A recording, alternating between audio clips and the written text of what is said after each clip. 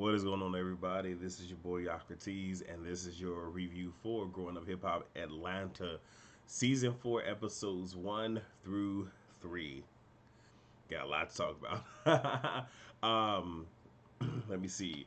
First thing that I do want to say is, yeah, there's a lot, like, just like minor insignificant stuff that really isn't pushing along any narrative storyline or whatever. I won't be talking about.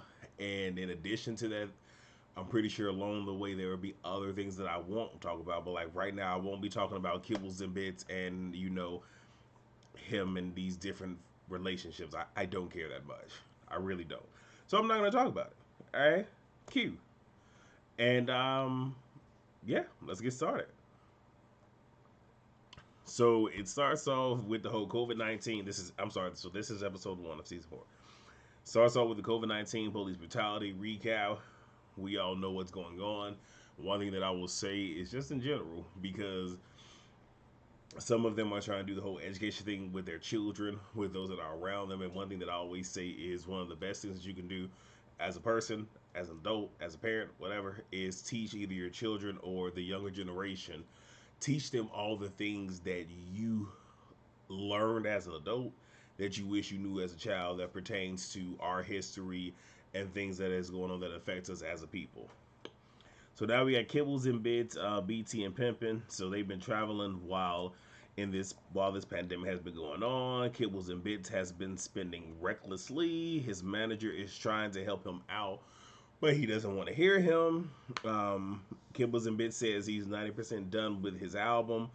He gets a phone call from Ayana. She is sick. She went to Miami for 3 days and for her best friend's birthday. And she also mentions that she has asthma, which I can understand because I have asthma. And back in, I believe it was late February, I had gotten real sick. And I knew it wasn't COVID because I know my body and I do have asthma, and my body was mimicking when I had pneumonia, which that's in turn what I had. And of course, having asthma, it makes you more susceptible to catching pneumonia. So I understood the whole thing, totally understood. So we now got Brad. She's come out of the closet. She's quarantined with her little bubble, which is her girlfriend, her makeup artist, and I believe and somebody else that is within her camp, which is cool. Um, they're working on rescheduling a lot of projects that she actually had coming out in 2020 for 2021, which is now. Um, Deb invited her to an outdoor event, and she's really not feeling that. Judy, which is her girlfriend, is going back to New Orleans because she's a New Orleans girl to check up on her operations of her business because she does hair. And Brad wants her to pretty much move her operations to Atlanta, and Judy's just like, we'll see, because it's a process. You can't just up and move everything like that. So we get Waka and Deb. Ayana calls Deb and tells her about being sick and that she's on antibiotics for pneumonia, which pneumonia is it's a big thing. And like I said, my last stint with pneumonia, me being a dummy, let's just say I don't know what it is about me, but I held on for a hot minute before things got too hot. But it's definitely not something that you want to play with, especially when you have other health issues. Definitely not something that you really want to play around with. Um, so the Brat texts Deb and says she's not coming to the event. Deb calls Brad, and she says, and Deb says to Brad, she's getting more into politics. Okay. And Brad asks her if she's pro Trump. Deb says yes, because with him, what you see is what you get, and there is no hidden agendas. Now, with the whole getting more into politics, pretty much leaves that door open that there's a whole lot that you probably don't know, and unless you really engross yourself in that whole political thing, there's a lot that is to be desired and to be learned. But for her reasoning in this moment being that what you see is what you get. Okay, all right. And there being no hidden agendas, Baby, there was a lot of hidden agendas. There were a lot of executive orders that actually not even executive orders. There were a lot of deals that were made that made it easier for certain executive orders to get pushed through that were very damaging and hurtful to certain people. And I'm not gonna say primarily, but one of those groups of people happen to be African Americans, which she happens to be. But okay, all right. I really would like. I don't know. This is my first time reviewing growing up hip hop, and I know with I think it's L.A. I don't think they had a reunion, so I don't know if they're gonna have a reunion for this. But they need to have one because we really need to see where Deb Batney's head is. So now we got DJ Hurricane. He's back in the studio. He's lost 3 friends to COVID. Uh, Ayana, which is his daughter, calls him and pretty much tells him that she has tested positive for COVID, and she says that she has to figure out her living situation with her roommate slash girlfriend, and we don't know, and they have to pretty much quarantine separately. But we find out later that her girlfriend is negative. So Kibbles and Bits meets with his manager Andy.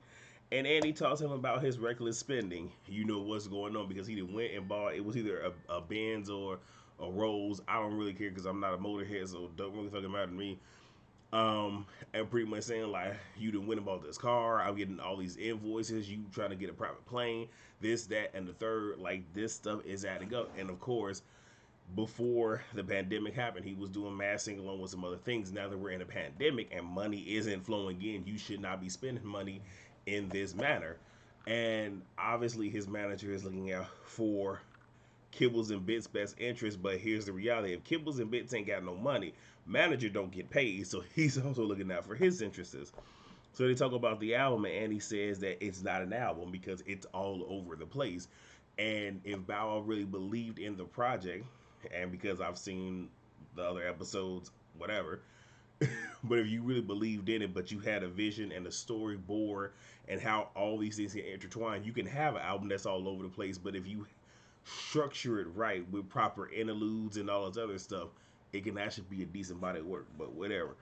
So Kibbles and Bits says that pretty much saying that he wants Andy to get off his back, and Andy is doing what it is that he needs to do. Like he's really trying to protect this boy from himself. And I did say boy for a reason because he's acting like a petulant fucking child. Do, do, do, do. So he says that everyone that has listened to tries love it. Andy said that's because you pay them. Like you done say like so these people that you done played for, you done brought them on a yacht, you done gave them drinks, you done fed them, gave them I'm adding stuff to it, but you gave them the weed and all this other stuff. So yeah, they're going to tell you that yeah this rocks because they don't want to go against you because hey they're enjoying this moment. So they're going to sit here and tell you what the hell you want to hear. And Andy says to him, you know what, we'll let JD listen to it. And he didn't like that. And he gets mad, storms off, and has a little Kevin Hart, tantrum of knocking stuff over and whatnot. And that was the end of the first episode. And regardless of what he and JD is going through, and though JD, along with some other producers, may produce music that is of a certain era, like the 90s or the 2000s, people like him still have an ear for music, which means that he would be able to tell him, yeah, that's hitting, no, that's not, but whatever. We get to episode 2, we get Deb and Brad, they sit down. This is Brad's first time being out. They talk about the luncheon at the lake and it being outside. And Deb also says that she wants to talk about politics. And Brad wants to know who all is being invited. So she says, um, yeah, uh, Andrea Kelly, Lily, Diamond, and Brad wants to know about Johnny. And that's kind of up in the air. And, Johnny and Brad have their issues. And, Deb says in this moment that she's not working with Johnny. But Brad is just like, I'm not coming because I ain't trying to bring that COVID home. Understandable. So Kibbles and Bits and his mom are talking. So his last time was going to be about his exes. He processed what Andy said and says that Andy was right in what he said to him. And his mom whole thing is, I don't want you to be disrespectful to none of these women when you do this album because each song is going to be that woman's name, which it is a bit of a promotion tactic of him doing that and people seeing the names and the whole salationist, which is going to make people want to buy the album or stream it, whatever the case may be. Whatever. So we get Deb and Johnny, and what? And I didn't write this down before break this piece I'm about to say, but yeah, Deb has not been wearing that mask correctly. And then there have been scenes where other people are either a not wearing a mask that are servicing, or they're not wearing it correctly, which is weird to me. But in this moment, Deb goes to see Johnny without a mask on. Period. To each his own. Johnny says she's doing well, and she's working on her anxiety, her depression, and her anger. And she says that she is she has understood that she is in her own way, which all of this is good. Don't know if she's seeking therapy, but if she is, this is good and needs to continue. If I'll bring up if she's not in a minute. But these are good revelations to come to, because that's one of the process of working on yourself and being able to admit that, you know what, I am in my own way and I am my own worst enemy, is means that the soil has been tilled, which is going to make it easier, for water and fertilization and actually cultivating. So it's a good thing there. Deb invites Johnny to work with her on a project, which is funny because you just said to Brad that you're not working with her. But whatever. She also invites her to her luncheon, and Deb says that, this time when it comes to Johnny, this is a one and done. Meaning, if you f up this one last chance that I'm giving you, ain't no coming back from it. I don't believe it. So now we got Sanaya and Angela. This is Angela's photo shoot. Sanaya says to her that she's working on her own swimsuit line. Kibbles and Bitch shows up. Sanaya says that she's going to med school. Kibbles and Bits tells Sanaya that Ayana has COVID. Sanaya says that she and Ayana aren't friends anymore, but she hopes that she is doing well and is on the up and up. And she also mentions that her grandmother has COVID and is on the ventilator, and how difficult that is. And Kibbles and Bit go talk to Angela, and I don't care about him and that information there. So now we get to the luncheon. So Deb tries to call Johnny. No answer. She texts Diamond saying that Johnny is talking crazy and I can't do this no more, and hung up. And now she can't reach her. Diamond calls Johnny, no response. Then she calls her ex Pimpin, who lives in the same building as her, to go check on her. And he says that there is police and ambulance there, and we find out that Deb had called the police to do a welfare check, and the producers also sent another producer to go check on her. Johnny said she was having anxiety attacks. She says she doesn't want to hurt anyone anymore, which stuck out to me. And Deb says she's going to stick with Johnny because she feels that she might commit suicide. When it comes to this, I have my feelings on it because I too also suffer from anxiety and depression. But because we didn't hear the conversation, it left a lot to be desired. And I understood why Dale went so far as thinking that she might commit suicide. But it seems like I don't know, because part of me feels like it was a bit of a stretch that is immediately where you go to, and saying that, and her saying that she doesn't want to do this anymore could mean anything. It could mean I don't want to do this show anymore. I don't want to, do this whole me being this destructive person. It could be anything. But okay, I'll give Deb the benefit of the doubt. So back to, and oh, the other thing I want to mention is when Johnny said while she was having that anxiety attack in the bed is, I don't want to hurt anyone anymore. Even though she tells us later what that anxiety attack really was, to me that meant something, where it's just she's realizing, like, I've done some effed up stuff and I don't want to be this same person. And hey, sometimes when you're trying to reconcile your past and different things that has happened in your life, yeah, that can send you down a spiral, and you can have an anxiety attack at damn near any point in time. Like, doesn't really take a whole lot to trigger it. Just saying. So now we're back at the luncheon. Deb asked the girls to keep Ayana in their prayers. I was kind of thrown because I'm sitting there like, well, with all of y'all there, I don't understand why y'all didn't just pray in that moment. But okay. So then, um, because of the fact that she has COVID, That was their perfect segue into talking about Trump. And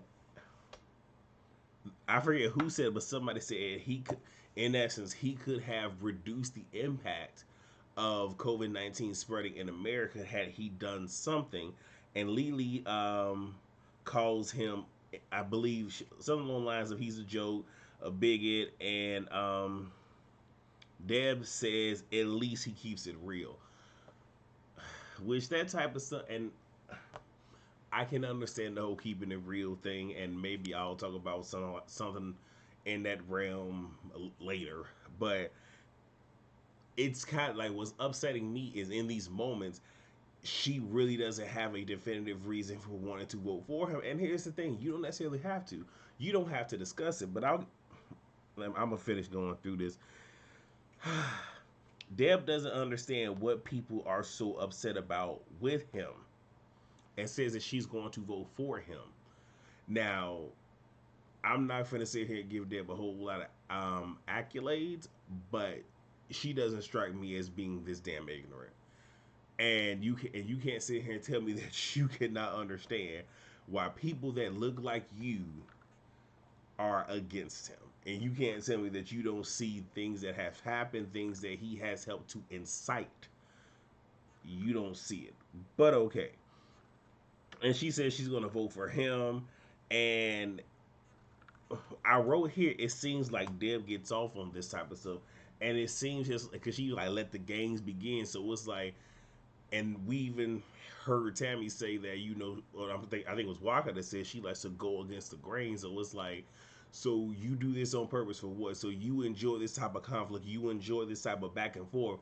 And there were points in episode 3 where she seemed a little bit beat down, but you chose this, and you don't have to talk about who you're voting for. But I'll get to it right now with episode 3. So Deb calls on Lily for her response. Because Lily had just made a comment, but she specifically singles out Lily. Because she knows Lily is very opinionated. And when that happened, it dawned in my head, okay, Deb is in this moment producing a scene. Because she knows how Lily is. She knows Lily is going to give her response. And in addition to that, her bringing up Trump definitely was going to be something to put. And let's keep this all the way 1,000. Not saying that she wasn't going to vote for him, but she's helping to push this season because again, this is obviously in the very beginning of COVID. So how are we going to sit here and give a show that is somewhat interesting? So this was her thing of doing it because I don't think that Dad probably would have talked about it, but not the point. But this particular moment, it's obvious that not to say that everything was contrived, but Deb lit, and this is one of the moments. Okay, like back with Love and Hip Hop, New York, when Chrissy went off on Mona because she had told them that I told y'all I did not want to be in the scene with this one particular person. Yeah, you put me in a scene with this particular person. So this is one of those where I don't think Lily knew what she was getting into. And now you're calling on her because you want her to give a response. And if I'm not mistaken, Deb is also an EP on this show. So, and it's one of those, well, okay, well, I guess I need to go ahead and respond, and we are shooting a scene. So Lily pretty much says he's ignorant, he's mean, all these other adjectives. And Deb asks, what has my community done for me? Because they brought up the community. She said, but tear us down. Ma'am, you probably wouldn't be where you are if it wasn't for your community. But okay, never mind. And then she says, if you ask people what they don't like about him, 9 out of 10 people don't know why.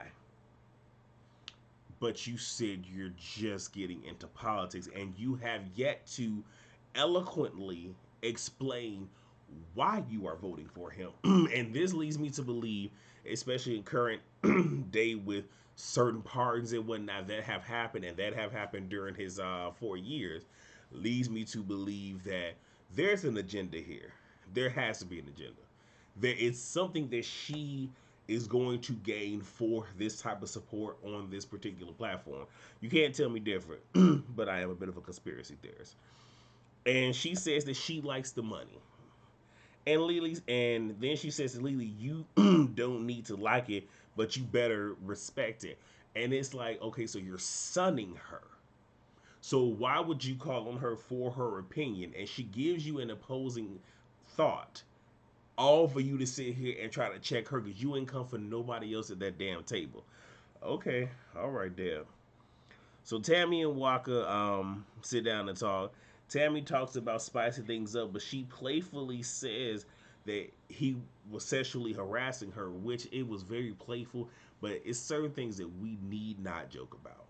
We definitely need not joke about. And the reason I say this is because even in marriage, you can rape your spouse. You can sexually assault and sexually harass your spouse.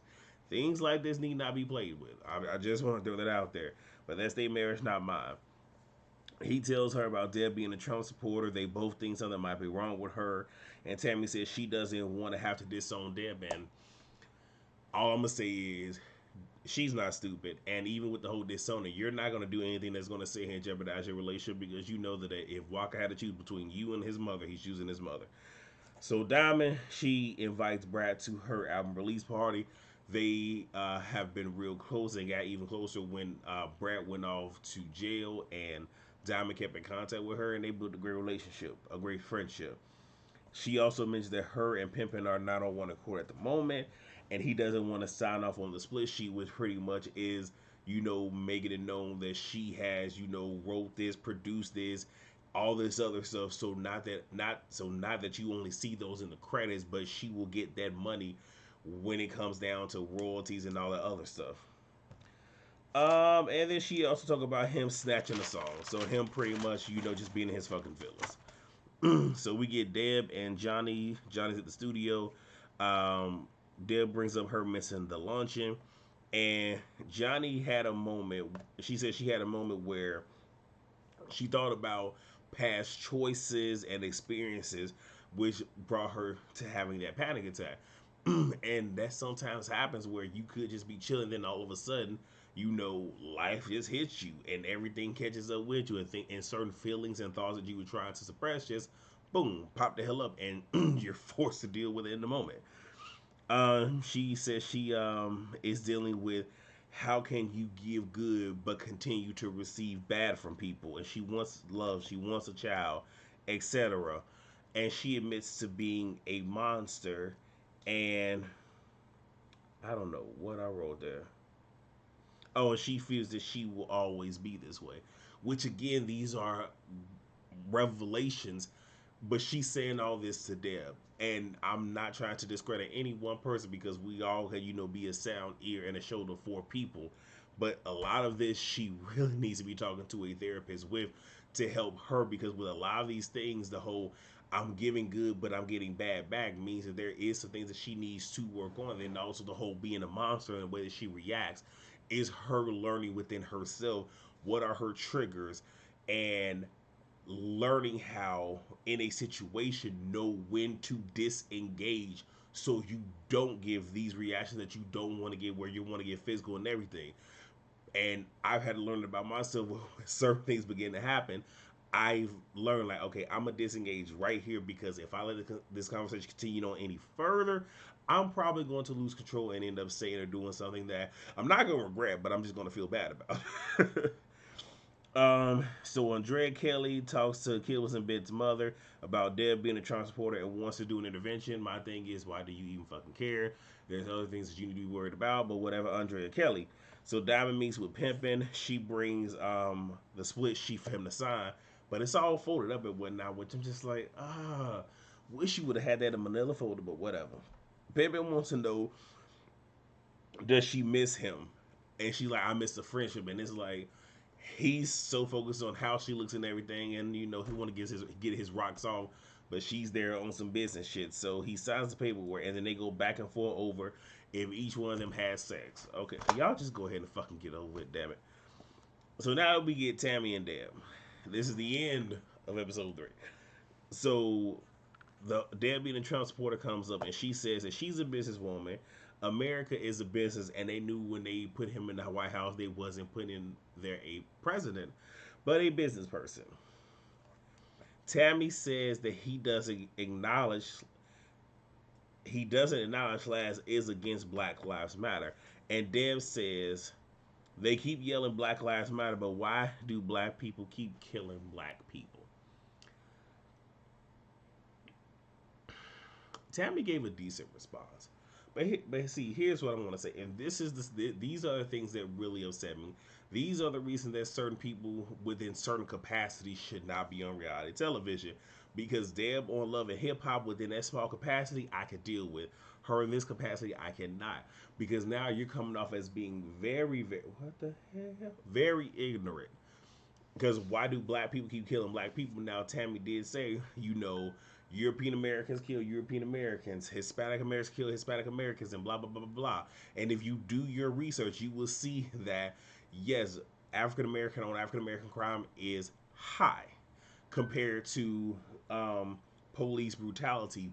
But if you sit here and juxtapose ethnicities killing their own, it's high, all of those are high compared to their deaths by law enforcement. It just is what it is. But the whole why can they stop posting in the damn chat? I'm about to take my dang on watch out. But why do black people keep killing black people? You have to go all the way back. You have to go back to the slavery times when a lot of this stuff popped off, where African Americans were put against each other more or less than men, for scraps and all this other stuff, and that type of inbreeding that was happening then, and that whole crabs of the barrel mentality.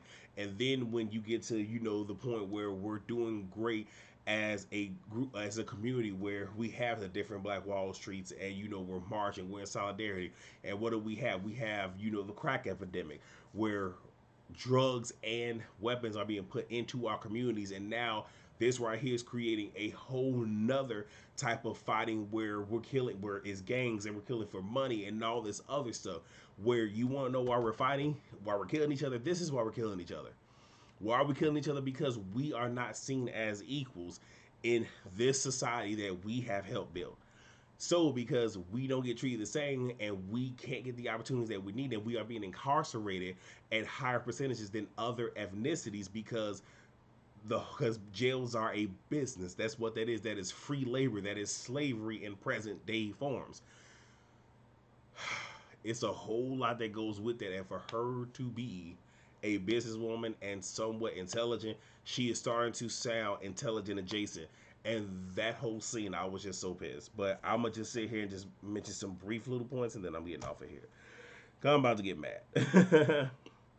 So she says he doesn't say anything about black lives, but he is quick to speak up if an officer is shot and killed. Facts.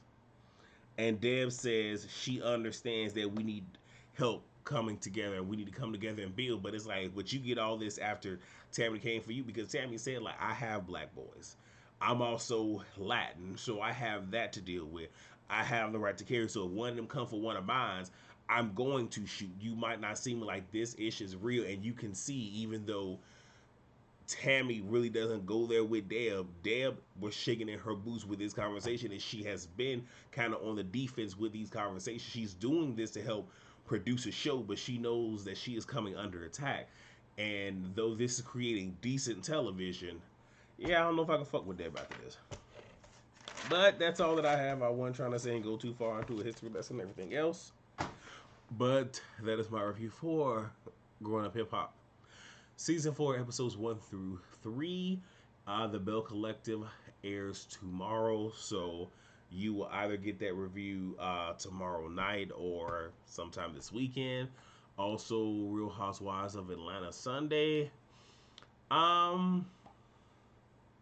Yeah, I think that's it. I think that's it for right now. I think that's it. So, with that being said, thank you guys so much for watching. Please rate, comment, subscribe, and share. And outside of all those, don't forget to catch me Monday on Scotty by Nature TV's channel for the Whether You Like It or Not Gossip and Reality panel. And yeah, I will see you guys then. Peace.